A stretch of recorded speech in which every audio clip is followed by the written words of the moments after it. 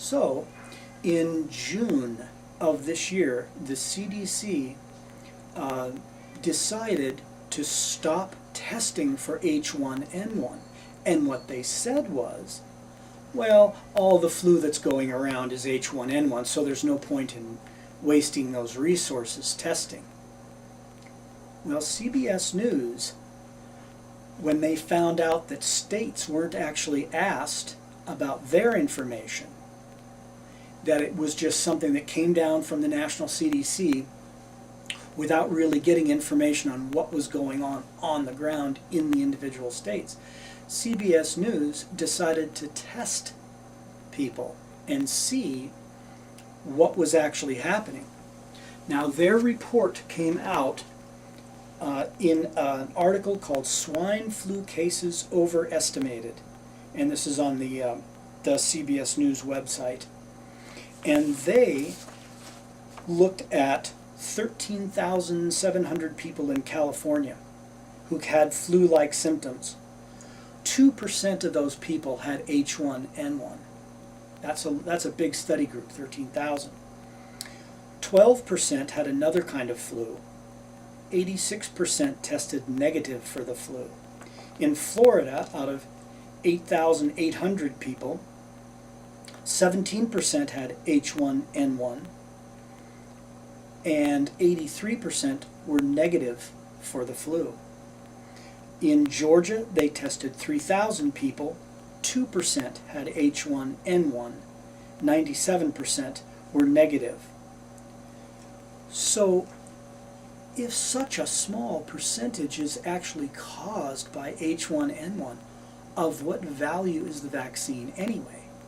Now there's a flip side to this idea, and that is, if you think you have had H1N1 and that's going to stop you from getting the vaccine because you're protected, you probably are not protected. You probably have not had the H1N1, even though the CDC would like you to think that perhaps you have. But now that this has come out, the CDC is backpedaling a little bit and saying, well, you know, even if you think you had the flu, you should probably be vaccinated. So it's an interesting idea that, in fact, the vaccine may not be protective because people aren't getting H1N1. And why is that? I'll be very interested to see the later information that comes out on that. Another interesting thing that happened today is that Blue Cross and Blue Shield, a big insurer, came out with a full-page ad. I don't know if you can see this, but a full-page ad in our local newspaper saying, "Fight the flu with Blue. Wash your hands, cover your cough, avoid touching your eyes, nose, and mouth, and if you're sick, avoid public gatherings." Doesn't say anything in a full page about being vaccinated, just about public health measures, which suits me just fine. So the last thing I'd like to talk to you about is how to get my other flu information. On YouTube, there is a lecture that I gave at an outside event in Kalispell, Montana in August. And if you go to YouTube and look up Dr. Beans and flu, those lectures will come up. There's one set that's just the audio with a still picture over it, but there's another set that's just been posted that's the audio and the video, and it's the complete discussion. Now, in that half-hour or so discussion, I talk about what I think you need to do about the flu, what to do now to boost your immune system, what to do if the flu comes to town, and what to do if you actually get the illness. And these are time-tested ideas, most from 1918. And that's a short lecture about that information, what to do about the flu.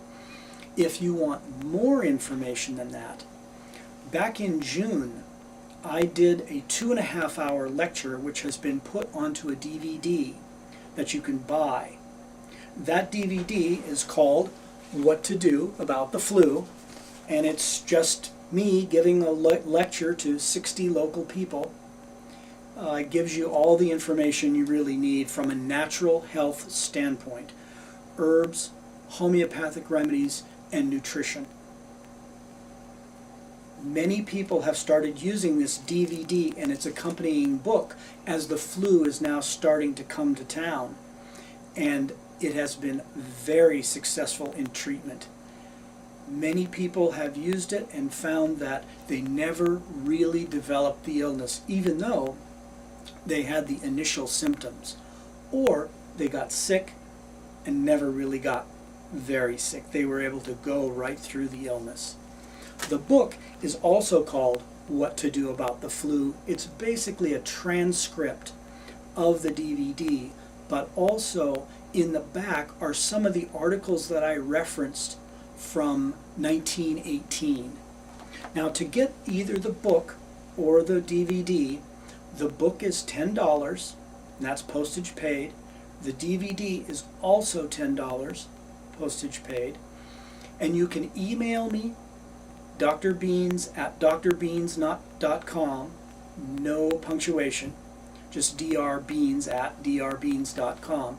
Or you can send through the mail, Post Office Box 1001, Big Fork, like the large eating utensil, Big Fork, Montana, 59911. I'd be happy to hear your comments on this DVD and the others that I've done, and hope this finds you and keeps you in good health. Thank you.